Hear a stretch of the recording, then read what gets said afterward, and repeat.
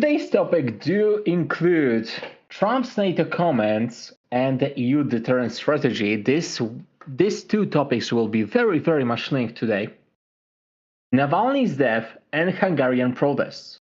So for Hungarian protests and also for Manik security conference, which is something we didn't mention here, we didn't mention here because there's not much to say yet. However, it happens. We are sure we will be definitely covering it during the next week. For Hungarian protests, yep, they do happen. There are large Hungarian protests against the government right now. So let's wish them all the best. And let's move to Navalny's death. Navalny's death, this is kind of a complicated topic, honestly, especially for me. Because, Navalny was a gigachat under every definition of the word. Standing up to Putin like that definitely deserves a gigachat reference. However, he was also a nationalist, ethno-nationalist. So Navalny wouldn't be a person that I would really want Russia to... basically, when it comes to Navalny, I wouldn't want him to be a president of Russia, honestly, because of his politics that he would probably introduce. But at the same time, I don't really think they would be that much worse than what Russia is experiencing right now. So everybody want to comment on that? Because, mentions are first. Well, I'll chime in here. So my thoughts are that, I'm very sad to hear about Navalny's death. Even if he was on the right side of the spectrum, anybody would have been better than Putin. But it couldn't.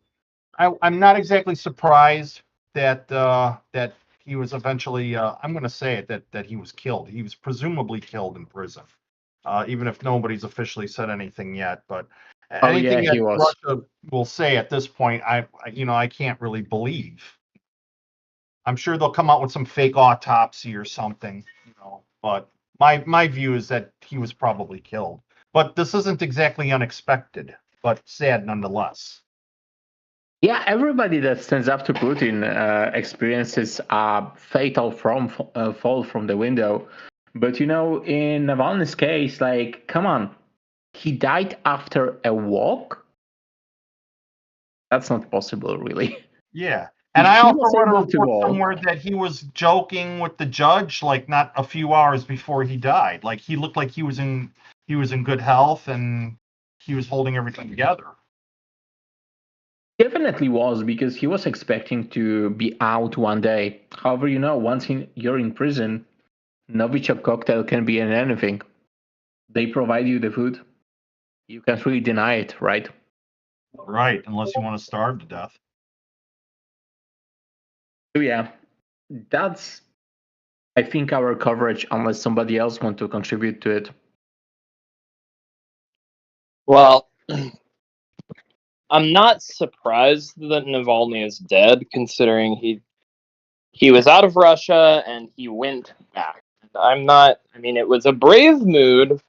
I'm not entirely sure it was smart, but unfortunately, that's what Russia does to its political opponents. Exactly. If I had to chime in, I would say that it was the most expected result. Because when you look at Putin's history of dealing with political opponents, whether or not it was a threat to him, you can look back to imprisonment, to defamation that leads to imprisonment. You can look back to trips through the window that leads to imprisonment in a coffin this time. Putin has never been someone that particularly likes having people that opposes him, whether or not they are in position to oppose him.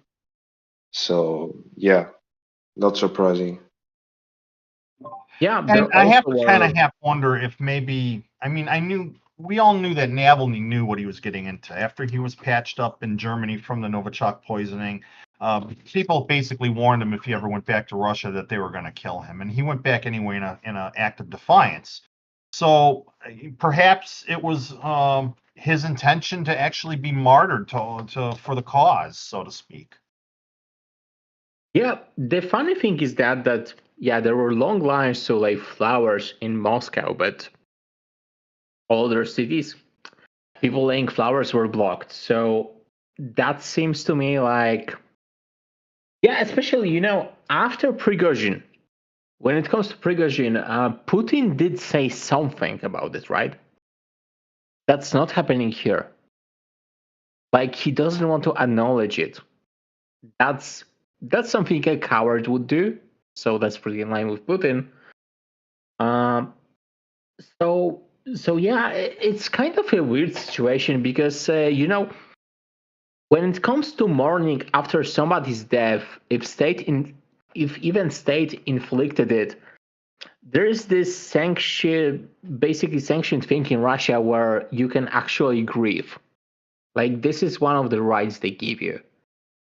But right now, it seems kind of weird because so you can lay flowers when Prigozhin is dead, and you can congregate, and you can actually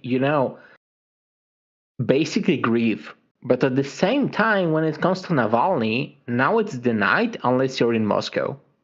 Moscow, where Navalny actually didn't have as much supporters, honestly.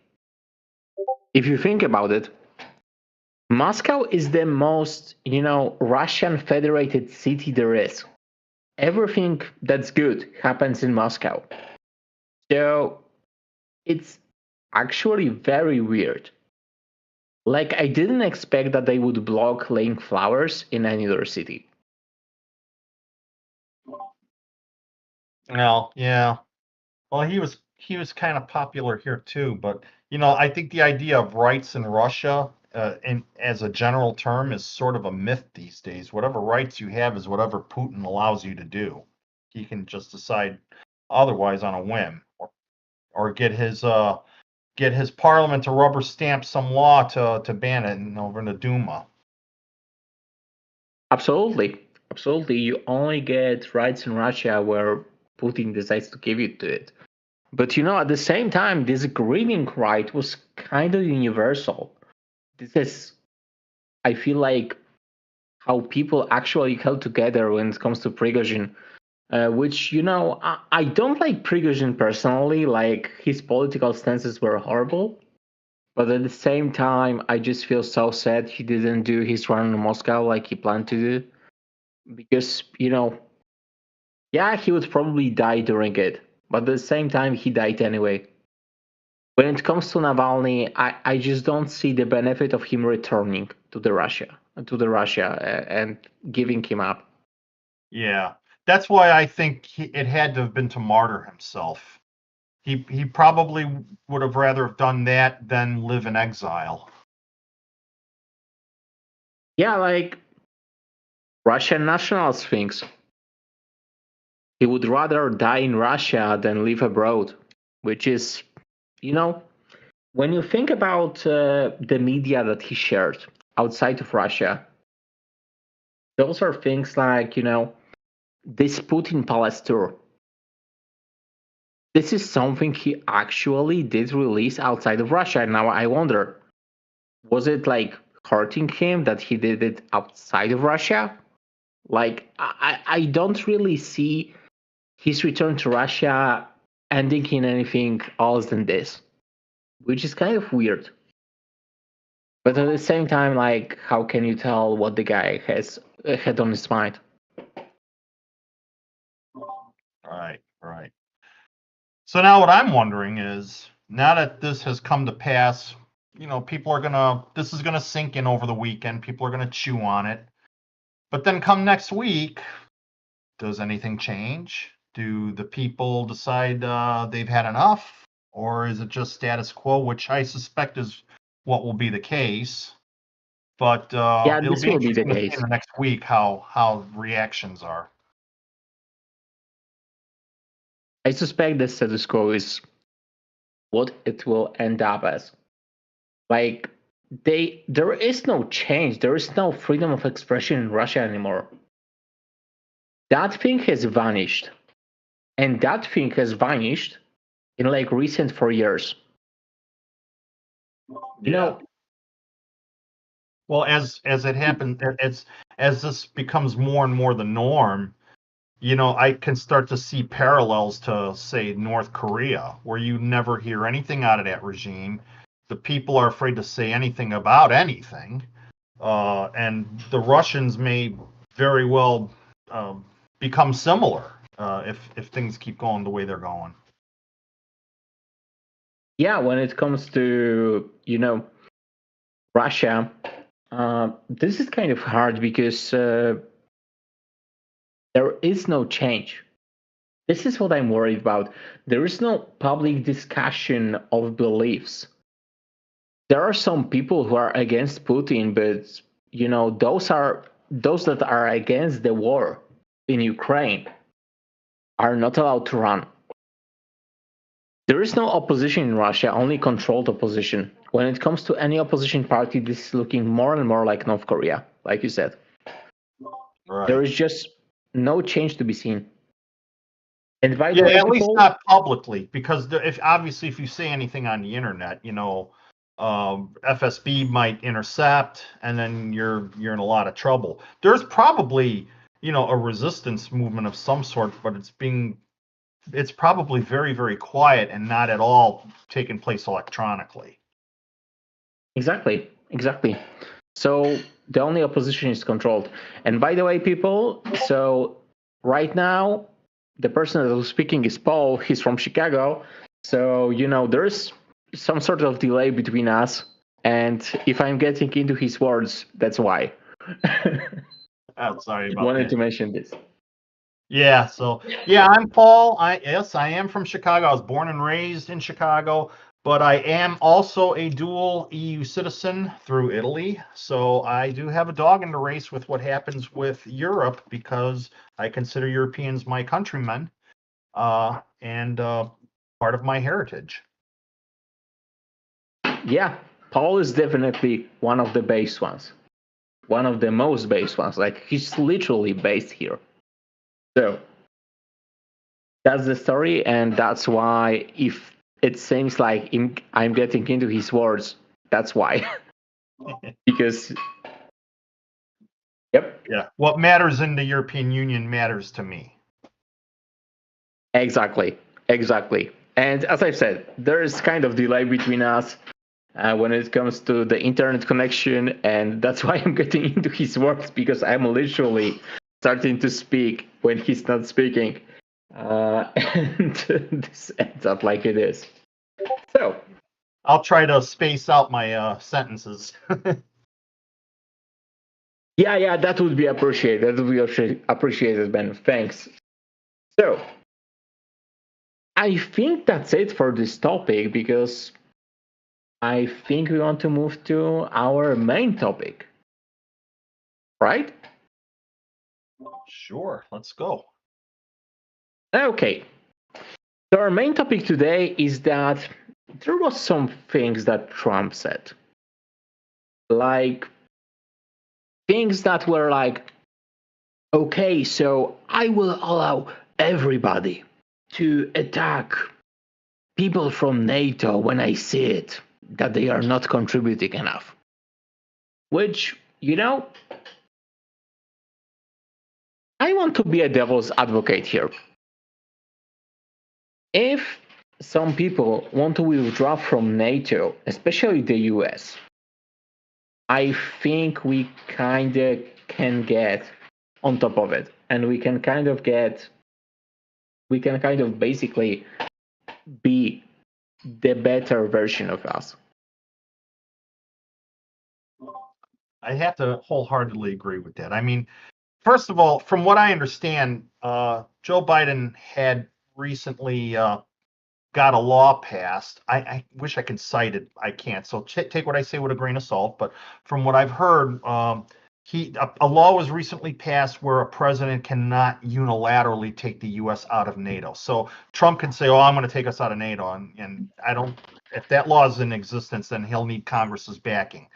That said, that doesn't stop him from sabotaging things like funding NATO or contributing very meagerly, But I think, yes, as bad as the threat looms for that, there is a silver lining in the cloud because it is finally forcing the Europeans to think seriously about taking their own security in their hands without having to worry about the Americans. Like, are they our allies today? Are they not our allies today? The Europeans need to get serious with a European defense force, in my opinion. And maybe with Trump's threats with NATO will help facilitate that. I fully agree. I'll devil's advocate that a bit. I really think that it's a pretty big fucking nothing burger. I mean, for starters, the United States military is an apolitical organization. So even though Trump, if he were to be reelected, would be the commander-in-chief, there is no legal precedent in U.S. law that the U.S. military has to follow in a legal order. So I think the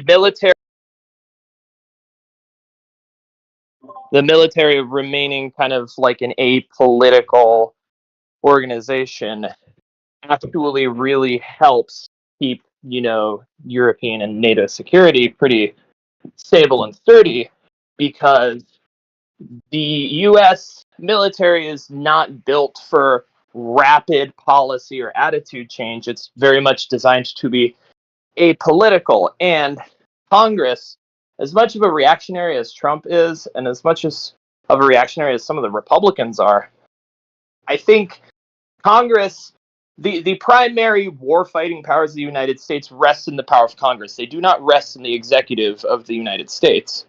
As a result, Trump can mouth off all he fucking wants, but if, he wants to do something and the majority of the country disagrees with it, I really don't see how he could prove a giant threat to European security, because the checks and balances here really aren't going to let him do much. Yep, I do agree with that sentiment, especially since, it's kind of hard to really, push something when it comes to international treaties, especially if you're the US, especially if you have the cards on the right side of the history. So I do agree this is a nothing burger. However, this might be a wake-up call. Like everybody in the EU, that we cannot just rely on the US, especially for the nuclear umbrella. To add to that, the Europe hasn't needed a wake-up call. Like, I'll be honest. Like, the US has not changed their policy on that. It's just Europeans have not been listening to Americans. Every like administration for the past 4 or 5 administrations has been telling Europe, hey, you're relying too much on us, contribute more to NATO. Hey, you're relying too much on us, contribute more to your own national militaries. And Europeans have not listened, and it's taken an event like the Ukrainian war to get this conversation started, which is kind of sad, and it shows it's not so much left over anymore, but pre-Ukraine war, there was kind of a disease of naivety in Europeans. It's, oh, we've achieved peace, it will always be there, because why wouldn't it be? And, oh, Russia would never, we do business with Russia, and if we keep doing business with Russia, then Russia won't attack anybody. You saw that in Merkel's policies. She engaged with Gazprom a lot to source gas for the country of Germany. And Nord Stream was horrible. Yeah, and the thing is, all that did was finance the Ukrainian war, but Merkel's whole Reaganomics, oh, if we put our adversaries in economic connection with us, they'll become friends thing, has been proven wrong already. I mean, we tried that, the United States tried that with China, and look what we created. Yeah. Now we even make American flags that say made in China on them. Does that make We've China any more buddy-buddy with us? Nope. no, we created a very, very hostile state actor because we won in the mid 20th century. We wanted cheaper manufacturing, and so we figured, oh, okay, China's communist, but maybe if we engage them in business, then people will see the prosperity of capitalism and then abandon communism. That was kind of the thought back then, and it didn't really work out. That was American Night Save a Day, and that did not work out well for us. We I ended would up say, as a devil's advocate, that it kind of did work out.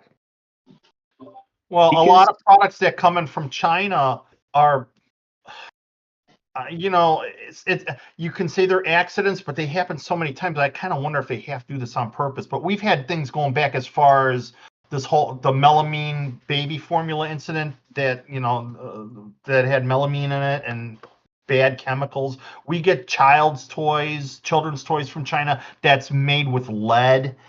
Stuff like that. Things that you would think, okay, the first time or second time, it could probably be an accident. But it happens so often, I have to start wondering: are the Chinese doing that on purpose? Are they trying to poison us? Well, also, what good are regulations if the products we import aren't subject to those regulations? I mean, Right. the things that you mentioned when you said that the US wanted to engage in a economic policy like change through trade with China. That's basically the concept of end of history, if you're familiar with it. That's basically after the end of the Cold War and the fall of the USSR, the West would have basically won and things would stay the same.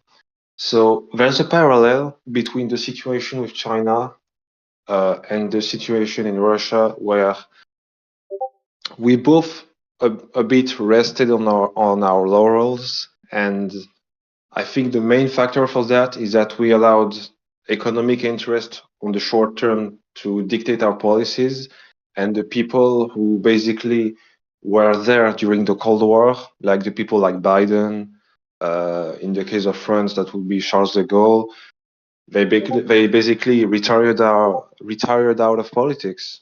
So I want to say that it's not so much a change, a lack of effort, but it was basically the natural transition in the state of politics so much. Well, that makes sense. I do agree with you there because people forget things over time.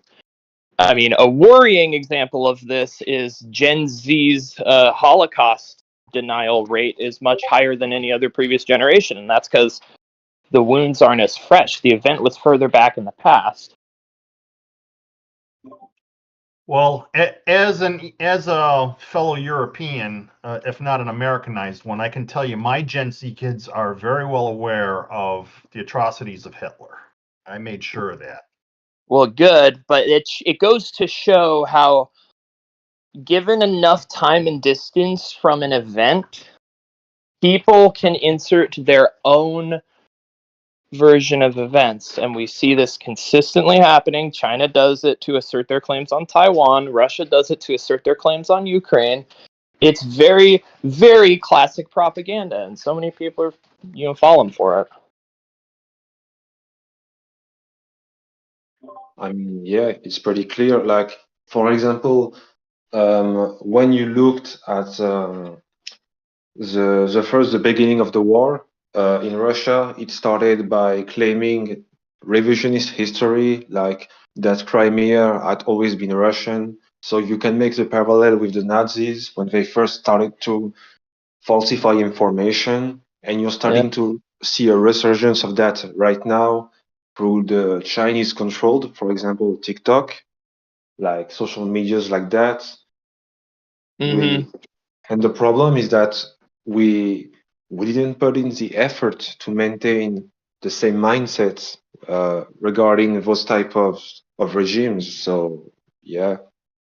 The problem is that people in politics, conservative politicians, used those fears, those real legitimate fears of communism, to rally against any kind of slide leftward. So as a result, the meaning of the word communism has kind of cheapened to pretty much a non-meaning at this point, because anything that's even remotely socialist is labeled communist. So I think a big part of that is if people are constantly told that social policies or socialist policies or democratic socialist policies are actually communism, then that, the young people are like, oh, well, okay, maybe communism isn't that bad. And so, if all these old people are rallying against this communism, and this communism means I get to go to school and get healthcare for free, then fuck it, I'm in for communism. And it's that thing where, people are mislabeling things as communism or mislabeling things as fascism that really cause a lot of these issues, because it cheapens the meaning. Fascism has a meaning: camps, death, authoritarian power. Communism has the same exact meaning, and both have been cheapened because one side or another will immediately go, oh, that's fascism, or oh, that's communism, depending on just the slightest policy nudge left or right. And as a result, we don't even know what the hell fascism or communism is anymore as a bigger society. Yeah, so basically, the funniest thing for me was that at one point, Microsoft said that open source software was communism, which is very funny if you think about now, because Microsoft is right now one of the largest contributors to open source software anywhere. Well, positive change certainly is possible, but yeah, it's those exact kind of hyperbolic statements that absolutely destroy any kind of meaningful political discourse. And if you cannot have meaningful political discourse, you cannot anticipate threats coming to your society. It's that simple. Yeah, I've been called a communist, a fascist, whatever at this point. And I just know that every time I've been called that, yeah, it lost its bite, basically. It's nothing at this point. Like, it doesn't matter if you get called that, which is very scary if you think about it. Yeah. And especially, that's kind of funny calling a Pole a fascist or a communist, considering Poland's history of being passed between the two. Yeah. Oh, yeah, especially since, as a Polish guy, basically my grandpa was in Solidarity. And basically, he was there when all this shit started in Wrocław. So, there's that. There's that. Like, I know everything that happened there when it comes to Solidarity from the first hand. So I know that I'm against communism, and I know that I'm against fascism. Yeah, it's same with Romania, it's same with Bulgaria, it's same with everything, really.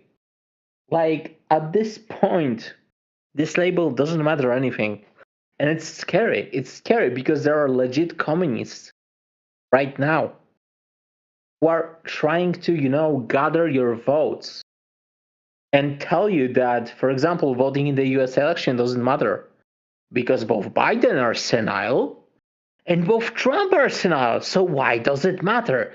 It does fucking matter. It does fucking matter to vote for Biden because Biden isn't a bloodthirsty criminal. So there's that. Yeah, you see it a lot on the like extreme far leftist sides, they'll be like, oh, well, the choice is between two senile old men, so I'm just not going to vote. And you can obviously tell that's some kind of state actor hoping people sit elections out. They want Democrats to sit elections, want independents to sit elections out, because if the Republicans win, whichever state actor, be it China, be it Russia, they're going to get a lot of good business deals and a lot less geopolitical headaches if there's an R instead of a D in office. Right. And that's the difference. I mean, if we're gonna say that both candidates are both senile, okay, I'd rather have the senile one that's not pure unadulterated corruption all around him. Yeah, the worst Yeah. Biden can do is like forget somebody's dead or something. Trump has literally tried to coup the White House, so Right. Yeah, it's kind of crazy that around Trump there are so many criminals. And he's not one. Yeah, like, sure. I mean, he is one. Like, he was literally charged and sentenced. So, yeah, but, like, there are so many criminals around Trump, man. Like, I can't put my finger on it, but I think there might be something going on bad with Trump. There's some breaking news here, as a matter of fact, regarding Trump. The judgment apparently has come, and I put the link in here. The Enron case has handed down his ruling. The judge says Trump is going to be fined more than $300 million, and he's barred from doing business in New York for 3 years. Which I kind of wish it was for life, but yeah, yeah. that's a slap. 350 million cash. On top of that, what this was, like 140 million on top of this for another case, the defamation case. That's actually crazy. Like, that's actually something that make actually bring him into bankruptcy at this point. Yeah, well, he's done bankruptcy, I think, twice in the past. So this will be old news to him.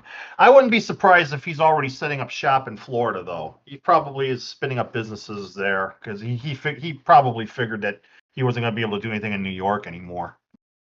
You should Sorry also if I'm get starring my words on this because I just don't know what to say. If this just came in on top of what he owes, like literally, I don't see the future for this guy other than the possible presidency. He The should thing- realistically get even more than that because I remember vividly an article saying that he possibly leaked US nuclear documents to the Saudis. I don't know if you remember that. That was during the FBI raid of his house. That was Yeah. a thing.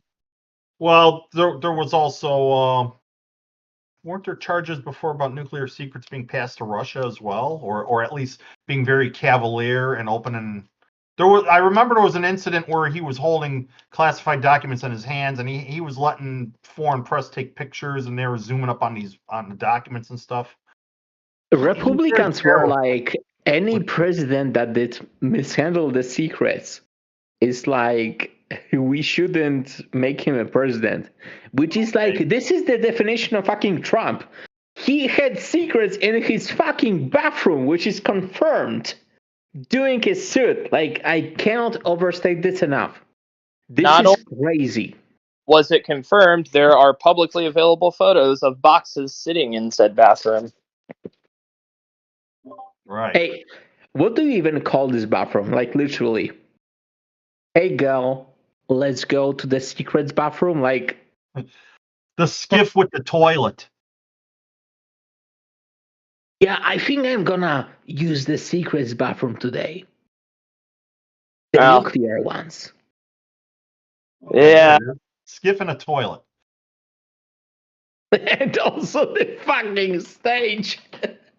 It looks so ridiculous. I'm sorry. It looks so ridiculous. Like you put secret documents literally on a fucking stage. How the hell does it happen? Because everything's a show. It's just 4D chess, people. I tell you. It's 4D chess. How to be charged with the largest amount of criminal offenses possible in the shortest amount of time. You will see, guys, this will benefit. I love that photo that was just before that because it shows all the papers out and exposed. So now that that's out to everybody. I mean, what does he do? Like, instead of sending dick photos, he sends like his secrets photos. Yeah, it's all How for does it bragging. work? He probably tells all his rich buddies, "Hey, look at this stuff that I have. You want to see? You want to see?" Nah, he's picking girls with it. I swear, he's definitely picking girls with it. Just like, girl, did you see so many so many secrets in this bathroom? That's a lot of secrets. That really is. Yeah, that's a large amount of secrets. It's like he dumped the entire Pentagon into his storage in his basement area.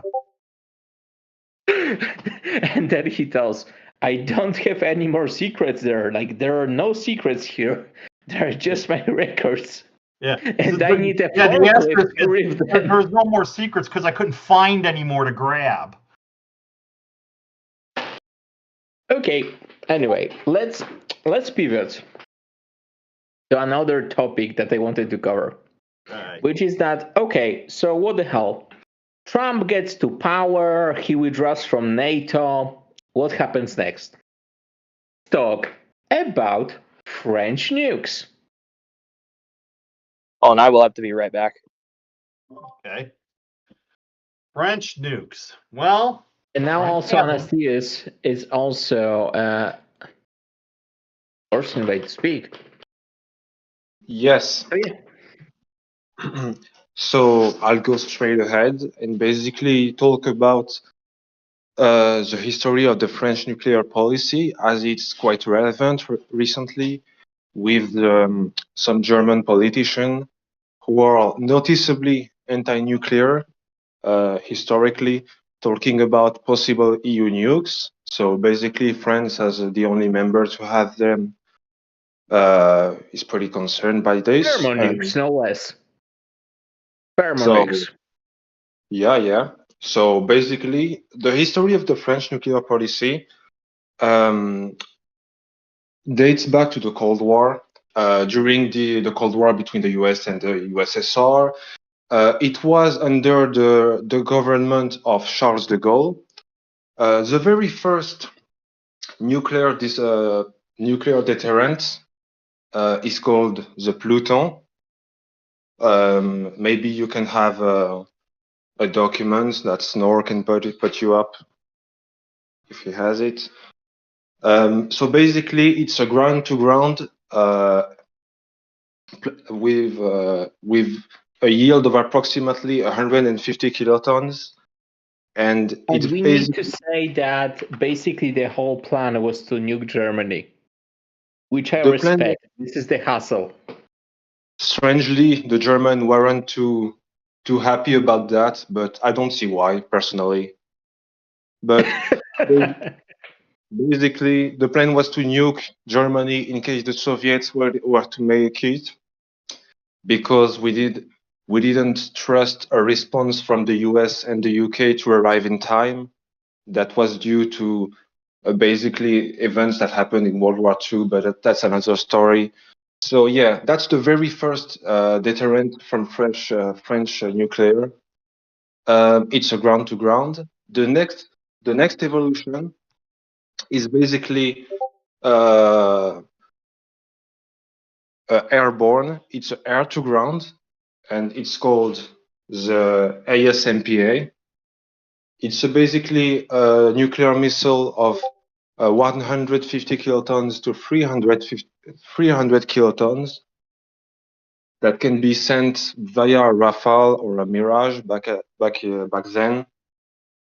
And basically, you throw it onto the plane, you head to Moscow, and you bomb it. You bomb the city. The very first iterations of the Mirage didn't even have enough fuel to come back from Moscow. So it was a bit problematic. But I mean, the pilots knew what they were going to do. Another thing, because I don't know if you know that pilots don't know if the nuke they drop, like, which yield it has. because there's like variable yield technology in it. Yeah. So when you carry this nuke, you don't really know how much it will blow. You just know that you carry the nuke, drop it, and retreat. That's the only thing.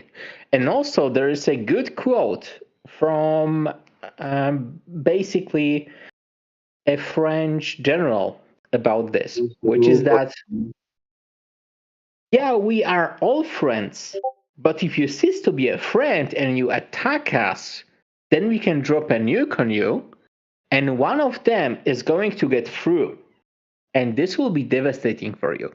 So let's continue to be a good friend. Exactly. And one of his most famous quotes, Charles, dating back to the Cold War, was in response to the announcement of a Soviet nuclear missile that said that basically they were able to wipe out 800 million Frenchmen from the map. And the quote goes basically like this. Were they even 800 million Frenchmen? I would sure that your missiles would be overkill, but would the train really be worth the life of 80 million Russians? Because our nuclear responses at the time could be estimated to take around 80 to 90 million lives from the USSR. So Yeah, exactly. So is it worth it? Is it worth it? That's the whole premise of nuclear deterrence. And that's basically the ASMPA that we still use to this day via the Rafale M that we use through the Charles de Gaulle carrier. And basically, the seaborne option is the M51. The M51 is basically, it's an ICBM that uses Ariane Group technology. So no, basically, it's SLBM. Oh yes, an SLBM. Sorry, I messed up. So yeah, basically, it's fired from a submarine, a nuclear submarine that is always in movement around the world. The only person to know its location is the president, the chief, the general of all the armies in France, and a third person that I don't know. Basically, the goal is to always have a response in case of nuclear war. Both the ASMPA and the M51 can be used for nuclear deterrence. But in case of a war, I believe that the ASMPA will be the one to be used as a first strike policy and to set a red line that past this red line, we will use nukes in an all-out manner. Yeah, because like there is this thing with NATO that we don't define the response. Like we can choose.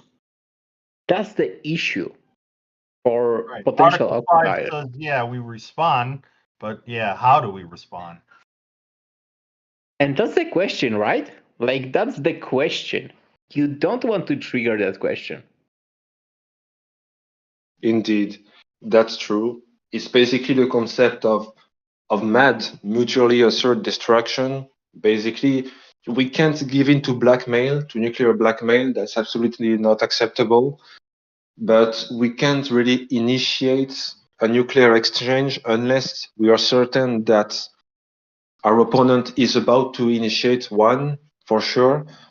But yeah, the concept of the French nuclear deterrence is basically based on MAD, mutually assured destruction. Right. Also known as a Mexican standoff. Yeah, the worst type of standoff. And yep. So in the future, there are two new types of missiles that are going to be integrated in our arsenal, which is the ASN-4G, the successor to the ASMPA that I talked about earlier. It's going to be basically the same missile, but stealthier, more maneuverable, and all around more efficient.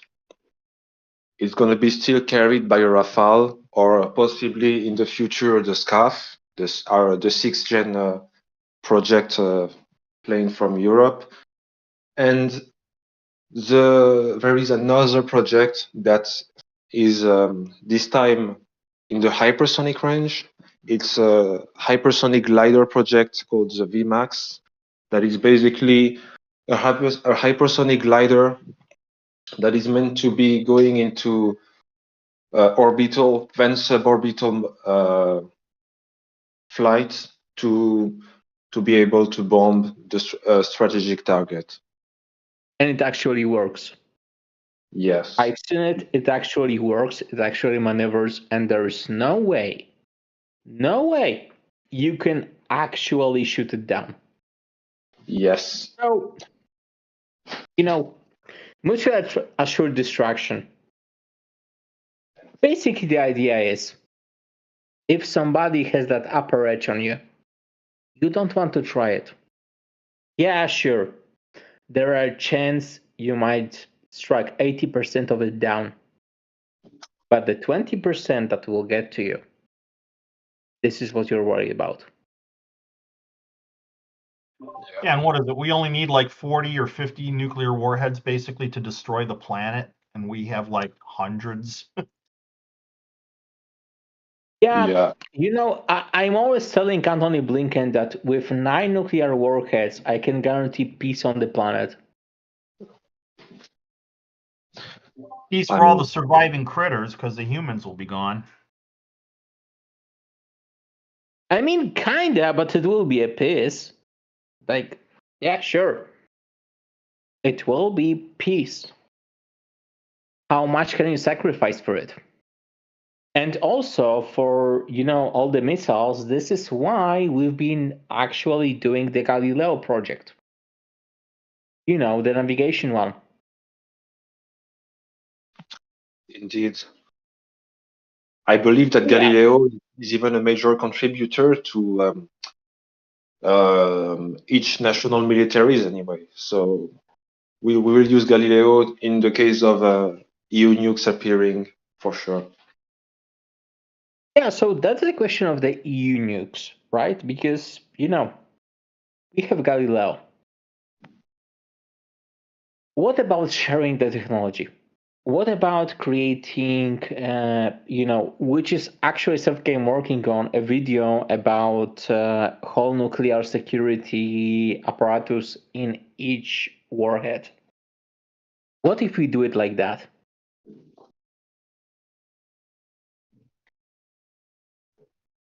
Well, I think if His we had friends an EU trying defense to share force, it. if we have an EU defense force that's not tied to one EU state, then there's And trigger happy. Yeah, I think these are the kind of problems that we run into now, right? I mean, I don't think the French want to really share their nuclear technology. And maybe there was a time when they considered it, but I don't think now, because I think they realize that it would give them if nothing else, if not political, a military edge. Let's remember that French French will be still the one calling the shots. Like, you can't fire a properly protected warhead without a code. And the code is only from one source. Right. But I believe the Germans are capable of developing their own. Don't they have the means to do that? They just They don't want to. It's And not they won't want to. but they could if they had to. It's not complicated that's complicated to make nukes if you're a developed country, especially Germany. But it's more of a political will thing because Germany, like, they don't even like nuclear reactors, like nukes, like real nukes. Like, no. Right. For example, for me, it's crazy that North Korea basically has its own nukes. And they prioritize this over, the benefit of their people. That's the crazy part. Yeah, but they still only have a handful of them. And they're only boosted from what we've seen. However, they might be capable of actually having thermonuclear weapons. But still, like, why we would want to charge them at all? Yeah. Mm. Well, even if they have the nukes, it's like, well, okay, congratulations, you're part of the nuke club, and we got nukes too. So, Exactly. you can threaten One to shoot them nuke. off, but it's the whole MAD principle again, right? I mean, if you shoot them, you know that you surely die as well. We'll all burn together. So do you want to pull that trigger? Who's going to be the first one to pull the trigger and blow everybody up, including themselves? Nope, nobody. Ideally, that would be the one that has finally found a way to shoot them down reliably enough, but that won't happen for a while. I don't think this will happen at all. Like, the delivery methods will only get better.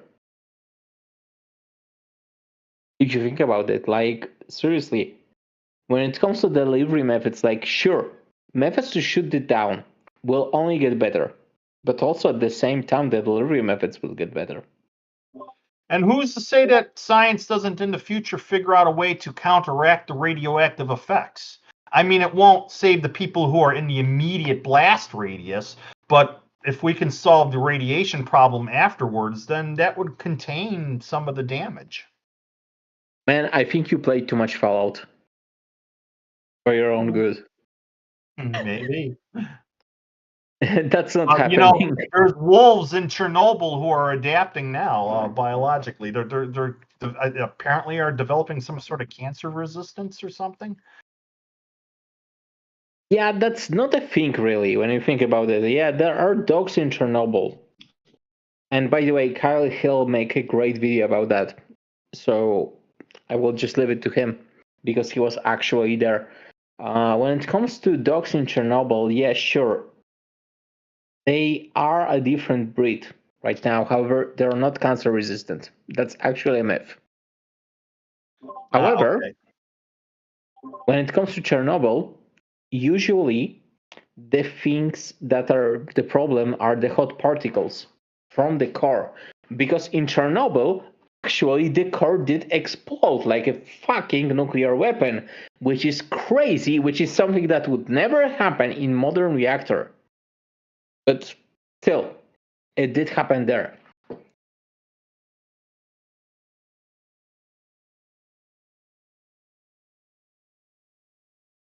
So, yeah, when it comes to Chernobyl, for example, Chernobyl would never happen when it comes to a modern reactor that actually uses the materials it was designed with. Because in Chernobyl, there were a lot of shit that was going on in the same time that actually assembled into a perfect nuclear weapon that detonated, which, wouldn't happen in modern reactors at all.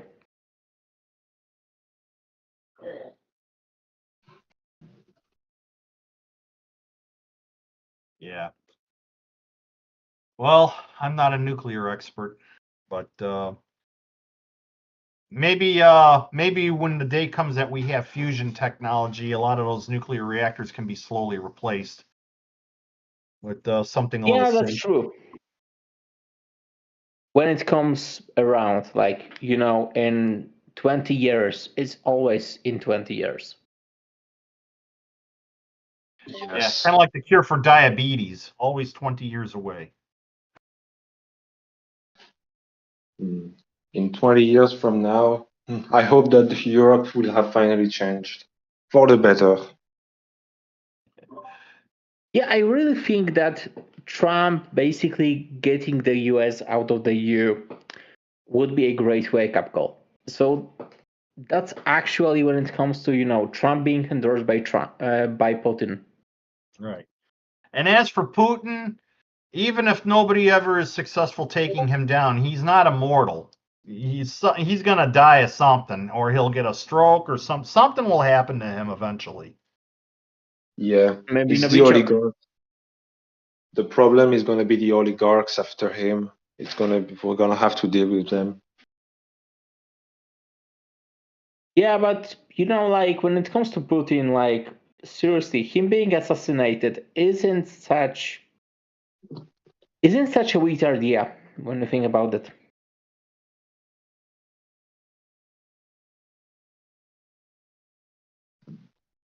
So there's that. Yep. Yeah. No, but like seriously, we should definitely develop an EU-wide nuclear weapon, like EU-wide nuclear umbrella. We need to do that. Yeah. But of At course, this there's all point. these steps to do before. I mean, we're 10 years, maybe more away from doing it. I mean, first we'd have to have an EU defense force, right? And for that to happen, we have to get all the countries to agree. And I'm sure Hungary will put a spanner in things. There's always one person out there that wants to stir up trouble. So we got to get rid of the one nation veto issue, which, Yeah.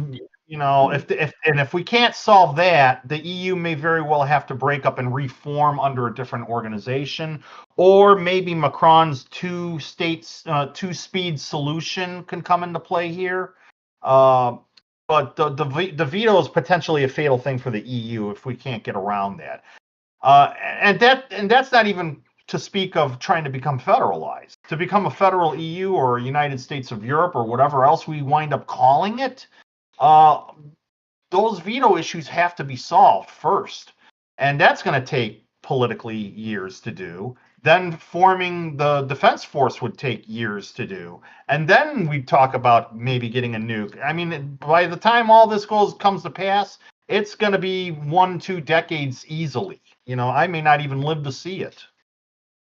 For the defense force, I believe we are closer to that than the nukes and the treaty reform, because I don't know if you know, Paul, but recently we've made a rapid deployment force, basically, of 5,000 men. I know it's not a lot, but with that, basically, we have a battle group that is ready to be deployed under the explicit agreement of a few members and a few more conditions, I believe. Recently, it was tested via a military exercise on the coast of Spain, and the exercise was called Live X, I believe. So on the side of military, on the military side of thing, I believe it's the easier thing to do. Yeah. Is this the same as the Schengen for tanks that I heard about recently? I don't know. I guess there was an agreement close. No, I guess not. But it might be related though. So we have an agreement now where a ground force can go through fellow EU countries in rapid succession. We did not have that before. Yeah, I think Snore I think had some links for that maybe. Yeah, let me see here. Yeah, there's some stuff in the chat there about it, I think. Oh yeah, yep. I'm watching Financial Times. Okay, I see.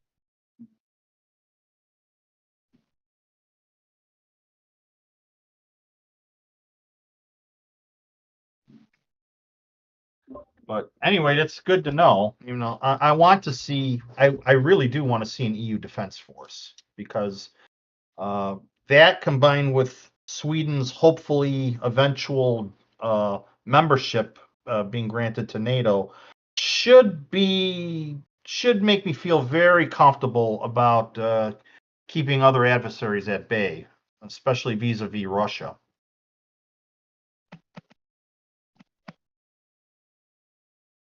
Yeah, speaking of the Nordics, because you were speaking of Sweden, I believe that I saw that there was a proposition for a joint Nordic Air Force.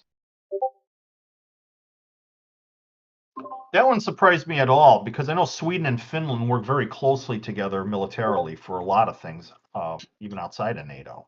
So, well, the Nordic Council already exists, so it seems like a pretty natural next step. Yeah. I believe I saw that on the subreddit.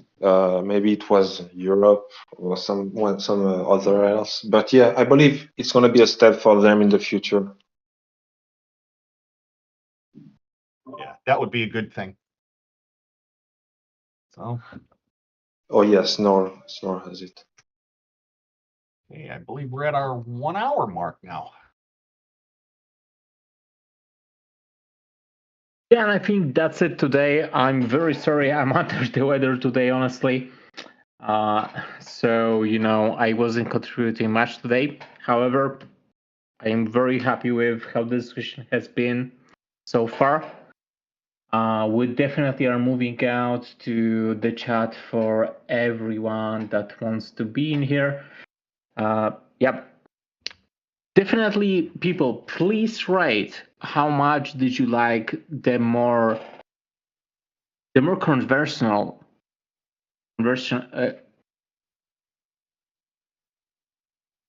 conversational. Oh my god, I cannot say this word. Conversational. Conversational, yes. Yeah, there you go. Conversational. Eurocast edition. And definitely, yep, please come back for next week. Please leave every idea for us to improve. Sorry, I'm just thrown off by the word conversational, and I basically cannot go back because I try to pronounce everything so right, and it doesn't get great for me. Yep, definitely. Please leave any ideas for us, and yeah, that's it. Okay. Well, See you all. this Yeah. is Yeah. great. See you guys in the party chat, and thank you to our listeners. If I might put out if you guys will forgive me for a shameless plug, we're going to be talking more about the NATO issues with a Meet EU conversation with Guy Verhofstadt on Tuesday, and I hope you'll be able to find me and join me there for that. The shameless plug is really on point, and I think we'll make a community post with that. Great. All All right. right, everyone. Thanks so much. We'll see you in the after party chat. Yep. Yep. Bye. Bye bye.